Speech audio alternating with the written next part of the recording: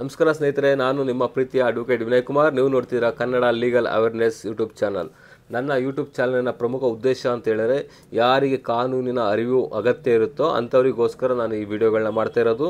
ಯಾರಿಗೆ ಕನ್ನಡದಲ್ಲಿ ಒಂದು ವಿಡಿಯೋ ನೋಡಬೇಕು, ಕನ್ನಡದಲ್ಲಿ ಕಾನೂನಿನ ಬಗ್ಗೆ ಒಂದು ಮಾಹಿತಿ ತಿಳ್ಕೋಬೇಕು ಅಂತ ಹೇಳಿದ್ರೆ ನನ್ನ ವಿಡಿಯೋನ ನೋಡೋಕ್ಕೋಸ್ಕರ ಇವಾಗಲೇ ನನ್ನ ಚಾನಲ್ನ ಸಬ್ಸ್ಕ್ರೈಬ್ ಮಾಡಿ. ಮತ್ತು ನಿರಂತರವಾಗಿ ನಾನು ಏನೇನೆಲ್ಲ ವೀಡಿಯೋಸ್ ಎಲ್ಲ ಮಾಡ್ತಾ ಇರ್ತೀನಿ, ಅದ್ರ ಬಗ್ಗೆ ಎಲ್ಲ ಮಾಹಿತಿ ನಿಮಗೆ ತಕ್ಷಣಕ್ಕೆ ಬೇಕು ಅಂದರೆ, ನಾನು ವಿಡಿಯೋ ಆಗ್ತಿದ್ದಂಗೆ ನಿಮಗೆ ನೋಟಿಫಿಕೇಷನ್ ಬರಬೇಕು ಅನ್ನೋದಾದರೆ ಬೆಲ್ ಐಕನ್ನ ಪ್ರೆಸ್ ಮಾಡಿ. ಹಾಗೆ ನಿಮಗೇನು ತಿಳುವಳಿಕೆ ಕಾನೂನಿನ ಬಗ್ಗೆ ನಾನು ವಿಡಿಯೋ ಮುಖಾಂತರ ನಿಮಗೆ ತಿಳಿಸ್ತಾ ಇದ್ದೀನಿ, ನಿಮ್ಗೆ ಏನು ಯೂಸ್ ಆಗಿರುತ್ತೋ ಇತರಿಗೂ ಸಹ ಯೂಸ್ ಆಗಬೇಕು ಅನ್ನೋದಾದರೆ ನನ್ನ ವಿಡಿಯೋನ ಆದಷ್ಟು ಬೇರೆ ಜನರಿಗೆ, ನಿಮ್ಮ ಸ್ನೇಹಿತರಿಗೆ ಅಥವಾ ನಿಮ್ಮ ಗ್ರೂಪಿಗಾಗಿ ಶೇರ್ ಮಾಡಿ. ಶೇರ್ ಮಾಡೋದ್ರಿಂದ ಅವರೂ ಸಹ ಒಂದು ಸ್ವಲ್ಪ ಕಾನೂನಿನ ಬಗ್ಗೆ ಅರಿವು ಜಾಗೃತಿ ಮೂಡುತ್ತೆ. ಹಾಗಾಗಿ ಇದನ್ನು ಶೇರ್ ಮಾಡೋದನ್ನು ಮಾತ್ರ ಮರಿಬೇಡಿ. ಮತ್ತು ನಾನು ಇವತ್ತಿನ ಟಾಪಿಕ್ ಏನಿದೆ ಅಂತ ಡೈರೆಕ್ಟಾಗಿ ಬಂದ್ಬಿಡ್ತೀನಿ, ಹೆಚ್ಚಿಗೆ ಏನು ಮಾತಾಡೋಕ್ಕೆ ಹೋಗಲ್ಲ. ಏನಂತ ಹೇಳಿದ್ರೆ, ಇವತ್ತಿನ ಟಾಪಿಕ್ ಬಂದು ಒಂದು ಕಂಪ್ಲೇಂಟನ್ನು ಹೇಗೆ ಬರೆಯೋದು, ಪೊಲೀಸ್ ಠಾಣೆಯಲ್ಲಿ ಒಂದು ಕಂಪ್ಲೇಂಟನ್ನು ಹೇಗೆ ಬರೆಯೋದು, ಅದ್ರ ಬಗ್ಗೆ ಒಂದು ಸಂಪೂರ್ಣವಾದ ಮಾಹಿತಿ ಕೊಡಬೇಕು ಅಂತ ವಿಡಿಯೋ ಮಾಡ್ತಾ ಇದ್ದೀನಿ. ಮೊದಲಿಗೆ ಸ್ನೇಹಿತರೆ, ನೀವು ಏನು ಕಂಪ್ಲೇಂಟ್ ಕೊಡ್ತಾ ಇದ್ದೀರಾ, ನಿಮ್ಮ ವಾಸಸ್ಥಳ ಅಥವಾ ಎಲ್ಲಿ ನಿಮ್ಮ ಘಟನೆ ನಡೀತು, ಕಾಸ್ ಆಫ್ ಆ್ಯಕ್ಷನ್ ಎಲ್ಲಾಯಿತು, ಆ ಪ್ಲೇಸಿಂದ ಯಾವ ಸ್ಟೇಷನ್ಗೆ ಒಂದು ಲಿಮಿಟ್ಸ್ ಬರುತ್ತೆ ಅದನ್ನು ಮೊದಲು ನೀವು ತಿಳ್ಕೋಬೇಕು. ಎಕ್ಸಾಂಪಲು, ಎಲ್ಲೋ ಮೈಸೂರಲ್ಲೋ ಒಂದು ಘಟನೆ ಆಗಿರುತ್ತೆ, ನೀವು ಬಂದು ಬೇರೆ ಊರಲ್ಲಿ ಕಂಪ್ಲೇಂಟ್ ಕೊಟ್ಟರೆ ಅದು ಕಂಪ್ಲೇಂಟ್ ತೊಗೊಳ್ಳೋದಿಲ್ಲ.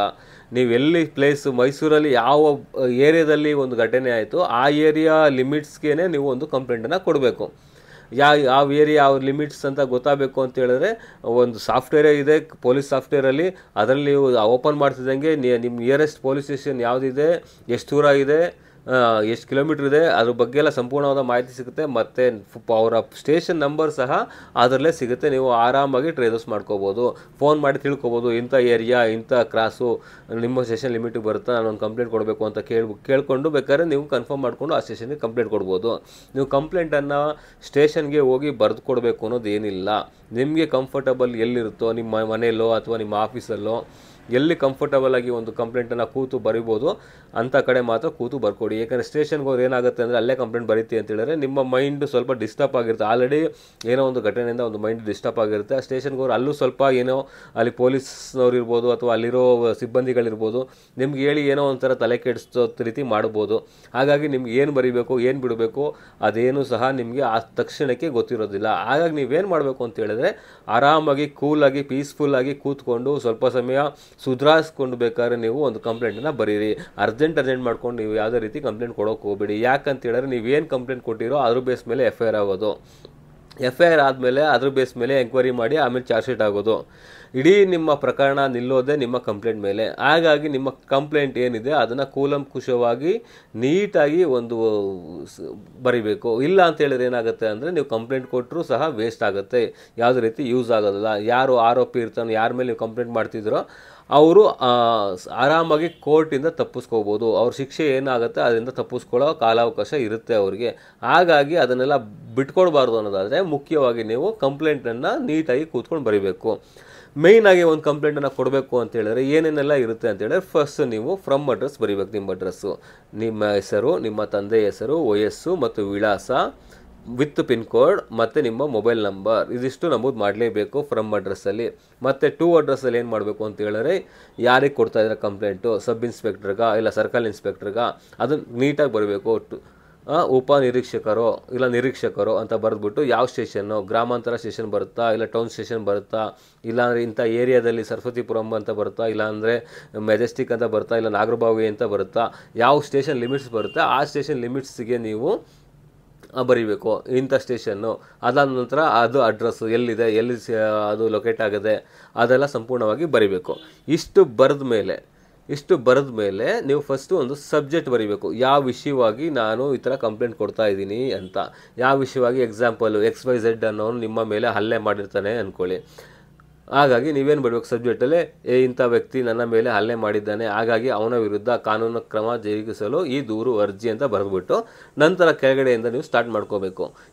ಏನು ಮೇಯ್ನು ನೀವು ಏನು ಬರೀಬೇಕು ಅಂತ ಹೇಳಿದ್ರೆ, ನೆಕ್ಸ್ಟು ಮೇಲ್ಕಂಡ ವಿಳಾಸದಲ್ಲಿ ನಾನು ವಾಸವಾಗಿದ್ದೀನಿ, ಇಷ್ಟು ವರ್ಷದ ವಾಸವಾಗಿದ್ದೀನಿ, ನಾನು ಇಂಥ ಕಾರಣಕ್ಕಾಗಿ ಈ ಕಡೆ ಬಂದಿದ್ದೆ, ಈ ವ್ಯಕ್ತಿ ನನಗೂ ಈ ಥರ ಏನೋ ಜಗಳ ಆಯಿತು, ಯಾವುದೋ ವಿಚಾರವಾಗಿ ಮನಸ್ತಾಪ ಆಯಿತು, ಅಥವಾ ಏನಕ್ಕೋಗಿ ಜಗಳ ಮಾಡ್ದೆ ಬಂದ್ಬಿಟ್ಟು, ಯಾವುದೋ ಒಂದು ನಿಮ್ಮ ಅವರ ಪರ್ಸ್ನಲ್ ಏನೋ ಇರ್ಬೋದು, ಆ ವಿಷಯ ವಿಷಯ ಏನಿದೆ ಬರೆದ್ಬಿಟ್ಟು ಏನಕ್ಕೆ ಜಗಳ ಆಯಿತು, ಯಾವ ದಿನಾಂಕದಂದು ಜಗಳ ಆಯಿತು, ಎಷ್ಟು ಗಂಟೆ, ಟೈಮಿಂಗ್ಸು ಕರೆಕ್ಟಾಗಿ ಎಲ್ಲ ಮೆನ್ಷನ್ ಮಾಡಬೇಕು. ಏನಂದರೆ ನೀವೇನೋ ಒಂದು ಟೈಮಿಂಗ್ಸ್ ಹಾಕಿರ್ತೀರಾ, ಮತ್ತು ಕೋರ್ಟಿಗೆ ಬಂದಮೇಲೆ ಕ್ರಾಸ್ ಎಕ್ಸಾಮಿನೇಷನ್ ಇನ್ನೇನೋ ಒಂದು ಟೈಮಿಂಗ್ಸ್ ಹೇಳ್ಬಿಡ್ತೀರಾ, ಅದೆಲ್ಲ ತಪ್ಪಾಗುತ್ತೆ. ನಿಮಗೆ ಏನು ಕಂಪ್ಲೇಂಟ್ ಕೊಟ್ಟಿರ್ತೋ ಅದು ನಿಮಗೆ ಒಂದು ಸ್ಟ್ಯಾಟಿಸ್ಫೈ ಆಗಿ ಒಂದು ಶಿಕ್ಷೆನ ಅವ್ರಿಗೆ ಕೊಡ್ಸೋಕ್ಕಾಗಲ್ಲ.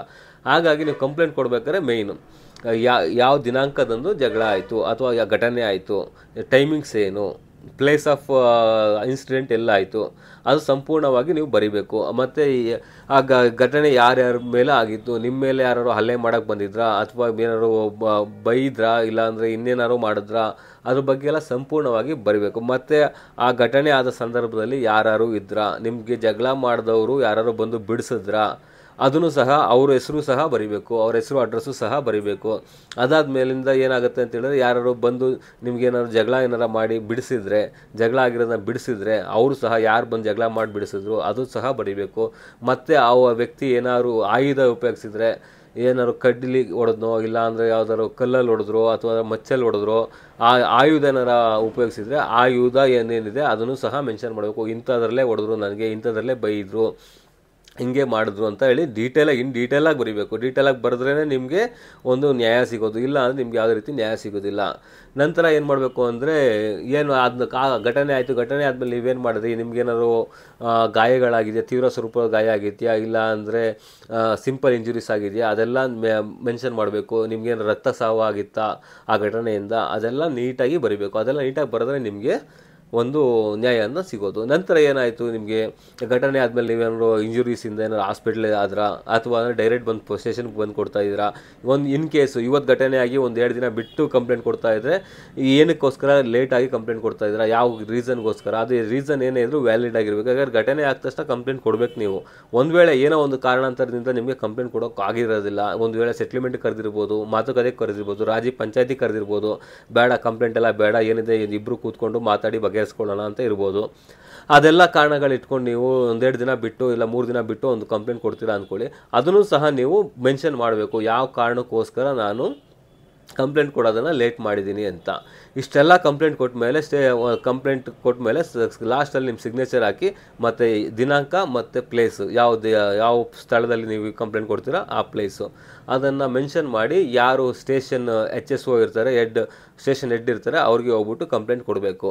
ಒಂದು ವೇಳೆ ನಿಮ್ಮ ಕಂಪ್ಲೇಂಟ್ ಕೊಟ್ಟಿದ ಮೇಲೆ ಅವ್ರೇನಾದ್ರು FIR ಮಾಡಲು ನಿರಾಕರಣೆ ಮಾಡಿದ್ರೆ ಏನು ಮಾಡ್ತೀರಿ ಅಂದರೆ, FIR ಒಂದು ಕೇಸು ಅವರೇನೋ ಕಂಪ್ಲೇಂಟ್ ರಿಸೀವ್ ಮಾಡ್ಕೊಳ್ಳಿಲ್ಲ, ಅಕ್ಲಾಜ್ಮೆಂಟೇ ಕೊಡಲಿಲ್ಲ. ಈಗ ನಾರ್ಮಲಿ ಯಾರು ಕಂಪ್ಲೇಂಟ್ ಕೊಡ್ತಿದ್ದಂಗೆ ಯಾರೂ ಸಹ ಅಕ್ಲಾಜ್ಮೆಂಟ್ ಕೊಡೋದಿಲ್ಲ. ಈಗ ಮೊದಲಿಂದನೂ ಹಾಗೆ ಇದೆ, ಈಗಲೂ ಹಾಗೆ ಇದೆ, ಯಾವುದೇ ರೀತಿ ಚೇಂಜಸ್ ಆಗಿಲ್ಲ. ನೀವು ಏನು ಮಾಡಬೇಕು ಅಂದರೆ ಮಸ್ಟ್ ಆ್ಯಂಡ್ ಶುಡ್ ಒಂದು ಕಂಪ್ಲೇಂಟನ್ನು ಬರ್ಕೊಂಡು ಹೋಗಿರ್ತಾರೆ ಅದೊಂದು ಜೆರಾಕ್ಸ್ ಮಾಡಿಸಿ ಜೆರಾಕ್ಸ್ನ ಸಹ ತೊಗೊಂಡು ಹೋಗಬೇಕು. ಅವ್ರಿಗೆ ಕಂಪ್ಲೇಂಟ್ ಕೊಟ್ಟ ಮೇಲೆ ನೀವು ರಿಸೀವ್ ಮಾಡ್ಕೊಂಡಿದ್ದೀರಾ ಅಂತ ಹೇಳ್ಬಿಟ್ಟು ನನಗೆ ಸೀಲ್ ಹಾಕಿ ಸಿಗ್ನೇಚರ್ ಹಾಕಿ ಕೊಡಿ ಅಂತ ನೀವು ಕೇಳಲೇಬೇಕು. ಅವ್ರು ಕೊಡಲೇಬೇಕು, ಏನೇ ಕಂಪ್ಲೇಂಟ್ ಮಾಡಿದ್ರು ನೀವು ಅದನ್ನು ಕೊಡಲೇಬೇಕು ಅವರು. ಒಂದು ವೇಳೆ ಅವರು ಕಂಪ್ಲೇಂಟ್ ರಿಸೀವ್ ಮಾಡ್ಕೊಳ್ಳೋಕ್ಕೂ ಹಿಂದೆ ಮುಂದೆ ನೋಡೋರು ತಗೊಳ್ಳಿಲ್ಲ, ಒಂದು ವೇಳೆ ನಿಮ್ಗೆ ಅಕ್ಲಾಜ್ಮೆಂಟ್ ಕೊಡೋಕ್ಕೂ ಹಿಂದೆ ಮುಂದೆ ನೋಡೋರು ತಗೊಳ್ಳಿಲ್ಲ ಅಂತ ಹೇಳಿದ್ರೆ ಅವ್ರ ಹತ್ರ ಹೆಚ್ಚಿಗೆ ಏನು ಒಂದು ರಿಕ್ವೆಸ್ಟ್ ಮಾಡ್ಕೊಳ್ಳೋದು ಬೇಕಾಗಿಲ್ಲ. ಸೀದಾ ನೀವು ಮನೆಗೆ ಬಂದ್ಬಿಟ್ಟು ನೆಕ್ಸ್ಟ್ ಡೇ ಬೇಕಾದ್ರೆ ಹೋಗ್ಬಿಟ್ಟು ಇಲ್ಲ ಅದೇ ದಿನ ಹೋಗ್ಬಿಟ್ಟು ಯಾವ ಸ್ಟೇಷನ್ಗೆ ಕಂಪ್ಲೇಂಟ್ ಕೊಡೋಕೆ ಹೋಗಿದ್ರಿ ಆ ಸ್ಟೇಷನ್ ಅಡ್ರೆಸ್ಗೆ ನೀವೇನು ಕಂಪ್ಲೇಂಟ್ ಬರೆದಿದ್ದೀರಾ ಅದೇ ಕಂಪ್ಲೇಂಟ್ನ ಒಂದು RPAD ಮುಖಾಂತರ ರಿಜಿಸ್ಟರ್ ಪೋಸ್ಟ್ ಅಕ್ಲಾಜ್ಮೆಂಟ್ ಅದ್ರ ಮೂಲಕ ನೀವು ಒಂದು ಪೋಸ್ಟನ್ನು ಮಾಡಿ ಒಂದು ಕಂಪ್ಲೇಂಟನ್ನು ಕೊಡ್ಬೋದು. ನಿಮಗೆ ಒಂದು ಅಕ್ಲಾಜ್ಮೆಂಟ್ ಸಹ ವಾಪಸ್ ಬರಬೇಕದು. ಅಕ್ಲಾಜ್ಮೆಂಟ್ ಏನಿದೆ ಅದು ಪೊಲೀಸ್ ಸ್ಟೇಷನಿಂದ ರಿಸೀವ್ ಮಾಡಿಕೊಂಡು ಸೈನು ಸೀಲ್ ಎಲ್ಲ ಹಾಕಿ ನಿಮಗೆ ಅಕ್ಲಾಜ್ಮೆಂಟ್ ರಿಟರ್ನ್ ಬರುತ್ತೆ. ಆ ಸಂದರ್ಭದಲ್ಲಿ ಏನಾಗುತ್ತೆ ಅಂದರೆ ಅದು ರಿಸೀವ್ ಆದಮೇಲೆ ಬೇಕಾ ನೀವು ಮತ್ತೆ ಸ್ಟೇಷನ್ಗೆ ಹೋಗಿ ಒಂದು ಕಂಪ್ಲೇಂಟನ್ನು ಈ ಥರ ಕೊಟ್ಟಿದ್ದೀನಿ ಏನಾಯಿತು ಅಂತ ಕೇಳಿದ್ರೆ ಅವ್ರು ಖಂಡಿತವಾಗೂ ಅವರು ಒಂದು ಆಕ್ಷನ್ ತಗೊಳ್ಳೇಬೇಕಾಗತ್ತೆ. ನಾವು ತಗೊಂಡಿಲ್ಲ, ನಾನು ರಿಸೀವ್ ಮಾಡ್ಕೊಂಡಿಲ್ಲ ಅಂತ ಹೇಳಕ್ಕೆ ಬರಲ್ಲ, ಯಾಕಂದರೆ ನಿಮ್ಮ ಹತ್ರ ಅಕ್ಲಾಜ್ಮೆಂಟ್ ಇರುತ್ತೆ. ಏನು ನೀವೊಂದು ಕಂಪ್ಲೇಂಟ್ ಕೊಟ್ಟಿರೋದ್ರ ಬಗ್ಗೆ ಒಂದು ಅಕ್ಲಾಜ್ಮೆಂಟ್ ನಿಮ್ಮ ಕೈಯಲ್ಲಿರುತ್ತೆ. ಹಾಗಾಗಿ ಏನಾಗುತ್ತೆ ಅಂತ ಹೇಳಿದ್ರೆ ಅವ್ರು ಯಾವುದೇ ಕಾರಣಕ್ಕೂ ರೆಫ್ಯೂಸ್ ಮಾಡೋಕ್ಕೆ ಸಾಧ್ಯನೇ ಇಲ್ಲ. ಇನ್ ಕೇಸ್ ರೆಫ್ಯೂಸ್ ಮಾಡಿದ್ರು ಅಂದ್ಕೊಳ್ಳಿ, ಆವಾಗಲೂ ಸಹ ಯಾರು ಒಂದು ಕಂಪ್ಲೇಂಟ್ ನೀವು ಯಾರ ಮೇಲೆ ಕೊಟ್ಟಿದ್ರೆ ಅವ್ರ ಮೇಲೆ ಕಂಪ್ಲೇಂಟ್ ತೊಗೊಳ್ಳಿಲ್ಲ ಅಂದ್ಕೊಳ್ಳಿ, ಆವಾಗ ನೀವೇನು ಮಾಡಬೇಕು ಅಂದರೆ ಡೈರೆಕ್ಟು ಸಬ್ ಇನ್ಸ್ಪೆಕ್ಟ್ರ್ ಕೊಟ್ಟಿದ್ರೆ ಸರ್ಕಲ್ ಇನ್ಸ್ಪೆಕ್ಟ್ರಿಗೆ ಹೋಗಿ ಕಂಪ್ಲೇಂಟ್ ಮಾಡಿ, ಹೈಯರ್ ಆಫೀಸರ್ ಯಾರು ಇರ್ತಾರೆ ಇಲ್ಲ ಅಂದರೆ SP ಹೋಗಿ ಕಂಪ್ಲೇಂಟ್ ಮಾಡಿ, ಡೈರೆಕ್ಟ್ SP ಹೋಗಿ ಕಂಪ್ಲೇಂಟ್ ಮಾಡಿ, ಈ ಥರ ಮಾಡ್ತಾಯಿದ್ರೆ ನಾನು ಈ ಥರ ಎಲ್ಲ ಕಂಪ್ಲೇಂಟ್ ಮಾಡಿ ತೊಗೊಳ್ಳಿಲ್ಲ, ಪೋಸ್ಟ್ ಮಾಡಿದೆ ಅದಕ್ಕೂ ರೆಸ್ಪಾನ್ಸ್ ಮಾಡಲಿಲ್ಲ, ನನಗೆ ಯಾವುದೇ ರೀತಿ ಕಂಪ್ಲೇಂಟ್ ರಿಜಿಸ್ಟರ್ ಮಾಡಲಿಲ್ಲ ಅಂತೇಳಿ SP ಹೋಗಿ ಒಂದು ಕಂಪ್ಲೇಂಟ್ ಕೊಡಿ. ಆವಾಗ ಏನಾಗುತ್ತೆ ಅಂದರೆ ಮೇಲಧಿಕಾರಿಗಳಿಂದನೇ ಅವ್ರಿಗೆ ಒಂದು ಇಂಟಿಮೇಟ್ ಬರುತ್ತೆ, ಈ ಥರ ಕಂಪ್ಲೇಂಟ್ ತೊಗೊಳ್ಳಿ, ಕಂಪ್ಲೇಂಟ್ ರಿಜಿಸ್ಟರ್ ಮಾಡ್ಕೊಳ್ಳಿ, ಯಾಕೆ ತೊಗೋತಾ ಇಲ್ಲ ಅಂತೇಳಿ ಅವ್ರು ಕ್ವಶನ್ ಮಾಡೋ ಅಧಿಕಾರನೂ ಸಹ ಇರುತ್ತೆ. ಹಾಗಾಗಿ ನೀವು ಏನೇ ಬರೆದ್ರು ಕಂಪ್ಲೇಂಟನ್ನು ಬರೀಬೇಕಾದ್ರೆ ನೀಟಾಗಿ ಬರೀ, ಏನು ಫ್ಯಾಕ್ಟ್ ಏನಿರುತ್ತೆ ಏನೇನಾಗಿತ್ತು ಅದು ಕರೆಕ್ಟಾಗಿ ಬರ್ಕೋಬೇಕು. ಯಾಕೆಂದರೆ ನೀವೇನು ಬರೀತೀರೋ ಅದ್ರ ಮೇಲೇ ಸೆಕ್ಷನ್ಗಳು ಆ್ಯಡ್ ಆಗ್ತಾ ಹೋಗ್ತವೆ. ನೀವು ಸೆಕ್ಷನ್ಗಳು ಆ್ಯಡ್ ಆಗಬೇಕು ಅಂತ ಹೇಳಿದ್ರೆ ಅದು ಕರೆಕ್ಟಾಗಿರಬೇಕು. ಏನೋ ಒಂದು ಹಲ್ಲೆ ಮಾಡಿದಾರೋ, ಇಲ್ಲಾಂದರೆ ಒಂದು ಡಕಾಯಿತಿ ಮಾಡಿದಾರೋ, ಇಲ್ಲಾಂದರೆ ನಿಮ್ಮಿಂದ ಏನಾದ್ರು ದುಡ್ಡು ಹಣ ಏನಾದ್ರು ಎತ್ಕೊಂಡು ಹೋಗಿದಾರೋ ಅದ್ರ ಬಗ್ಗೆ, ಇಲ್ಲಾಂದರೆ ನಿಮಗೆ ತೀವ್ರ ಸ್ವರೂಪದ ಗಾಯ ಆಗಿದೆಯೋ, ಇಲ್ಲಾಂದರೆ ಸಿಂಪಲ್ ಇಂಜುರೀಸ್ ಆಗಿದೆಯೋ ಅದ್ರ ಬಗ್ಗೆ ಎಲ್ಲ ನೀಟಾಗಿ ಬರೆದ್ರೆ ನೀವು ಅದಕ್ಕೆ ಅಟ್ರ್ಯಾಕ್ಟ್ ಯಾವ ಸೆಕ್ಷನ್ ಆಗುತ್ತೆ ಆ ಸೆಕ್ಷನ್ನ ಅವ್ರು FIR ಅಲ್ಲಿ ಮೆನ್ಷನ್ ಮಾಡ್ತಾರೆ. ಇಲ್ಲ ಅಂದರೆ ಕಂಪ್ಲೇಂಟಲ್ಲಿ ಏನಾದ್ರು ಗೊಂದಲಗಳಿದ್ದರೆ ಅವ್ರಿಗೆ ಅರ್ಥನೇ ಆಗ್ತೀವಿ, ಕಂಪ್ಲೇಂಟ್ ಕೊಟ್ಟಿರೋದೇ ಬರ್ದಿರೋದೇ ಸರಿಯಾಗಿಲ್ಲ, ಅರ್ಥ ಆಗ್ತಿಲ್ಲ ಅಂತ ಹೇಳಿದ್ರೆ ಅಂಥ ಸಂದರ್ಭದಲ್ಲಿ ಏನಾಗುತ್ತೆ ಅಂದರೆ ಮೇಲ್ನೋಟಕ್ಕೆ ಅವರು ಏನು ಅನಲೈಸ್ ಮಾಡ್ತಾರೆ, ಇಂಥ ಸೆಕ್ಷನ್ ಬರ್ಬೋದು, ಇಂಥ ಸೆಕ್ಷನ್ ಬರ್ಬೋದು ಅಂತ ಏನು ಮಾಡ್ತಾರೆ ಅದನ್ನು ಬರೆದ್ಬಿಟ್ಟು ಒಂದು FIR ಮಾಡಿ ಕ್ಲೋಸ್ ಮಾಡ್ಕೋತಾರೆ. ಹಾಗಾಗಿ ನೀವು ಕೊಡೋ ಕಂಪ್ಲೇಂಟಲ್ಲಿ ಕರೆಕ್ಟಾಗಿ ಒಂದು ಫ್ಯಾಕ್ಟು ಬರೀಲೇಬೇಕು. ಬರೀಲಿಲ್ಲ ಅಂದರೆ ಯಾವುದೇ ರೀತಿ ನಿಮಗೆ ಯೂಸ್ ಆಗೋದಿಲ್ಲ. ಕಂಪ್ಲೇಂಟ್ ಬರೆದ ಮೇಲೆ ಏನಾಗುತ್ತೆ, ಸೈಡಲ್ಲಿ ಎಲ್ಲರೂ ಒಂದು ಕಡೆ ಯಾರು ಅದು ಕಂಪ್ಲೇಂಟ್ ಯಾರ ಮೇಲೆ ಮಾಡಿರ್ತಾರೆ ಅವ್ರ ಫೋನ್ ನಂಬರ್ ಏನಾದ್ರು ಇದ್ದರೆ ಮತ್ತು ಅವ್ರ ಅಡ್ರೆಸ್ ಏನಾರು ಇದ್ದರೆ ಸಂಪೂರ್ಣವಾಗಿ ಮೆನ್ಷನ್ ಮಾಡಬೇಕು. ಯಾಕಂದರೆ ಸಂಪೂರ್ಣವಾಗಿ ಕೊಟ್ಟರೆ ಅವ್ರಿಗೂ ಸಹ ಇನ್ವೆಸ್ಟಿಗೇಷನ್ ಮಾಡೋಕ್ಕೆ ಹೆಲ್ಪ್ ಆಗುತ್ತೆ, ಇಲ್ಲ ಅಂದರೆ ಅವ್ರಿಗೂ ಸಹ ತೊಂದರೆ ಆಗುತ್ತೆ. ಇದಿಷ್ಟು ಒಂದು ಕಂಪ್ಲೇಂಟನ್ನು ಹೇಗೆ ಬರೀಬೇಕು ಅನ್ನೋದ್ರ ಬಗ್ಗೆ ಮಾಹಿತಿಯನ್ನು ಕೊಟ್ಟಿದ್ದೀನಿ. ನನ್ನ ಮುಂದಿನ ವೀಡಿಯೋದಲ್ಲಿ ನಾನು ಈ ಕಂಪ್ಲೇಂಟ್ ಕೊಟ್ಟ ಮೇಲೆ FIR ಯಾವ ರೀತಿ ದಾಖಲು ಮಾಡ್ತಾರೆ, FIR ಮಾಡೋಕ್ಕೆ ಎಷ್ಟು ದಿನ ಕಾಲಾವಕಾಶ ಇರುತ್ತೆ, FIR ಆದಮೇಲೆ ಎಂಕ್ವೈರಿ ಹೇಗೆ ಮಾಡ್ತಾರೆ ಅದ್ರ ಬಗ್ಗೆ ಎಲ್ಲ ನಾನು ಸಂಪೂರ್ಣವಾದ ಮಾಹಿತಿ ನನ್ನ ಮುಂದಿನ ವೀಡಿಯೋದಲ್ಲಿ ಕೊಡ್ತೀನಿ. ನಿರಂತರವಾಗಿ ನನ್ನ ಯೂಟ್ಯೂಬ್ ಚಾನಲ್ನ ವೀಕ್ಷಣೆ ಮಾಡಿ ಕಾನೂನು ಬಗ್ಗೆ ಅರಿವು ಮತ್ತು ಜಾಗೃತಿನ ಮೂಡಿಸೋಕ್ಕೋಸ್ಕರ ನಾನು ವಿಡಿಯೋ ಮಾಡ್ತಾ ಇದ್ದೀನಿ. ನೀವು ಸಹ ಕಾನೂನಿನ ಅರಿವು ಮತ್ತು ಜಾಗೃತಿಯನ್ನು ಪಡೆದು ಇತರರಿಗೂ ಸಹ ಹಂಚಿಕೆ ಮಾಡಿ, ಶೇರ್ ಮಾಡಿ, ಮ್ಯಾಕ್ಸಿಮಮ್ ಶೇರ್ ಮಾಡಿ, ಮತ್ತು ನನ್ನ ಯೂಟ್ಯೂಬ್ ಚಾನಲ್ನ ಸಬ್ಸ್ಕ್ರೈಬ್ ಮಾಡೋದನ್ನ ಮರಿಬೇಡಿ. ಮತ್ತು ನಿರಂತರವಾದ ಅಪ್ಡೇಟ್ಗಾಗಿ ಬೆಲ್ ಐಕನ್ ಪ್ರೆಸ್ ಮಾಡೋದನ್ನು ಸಹ ಮರಿಬೇಡಿ. Thank you.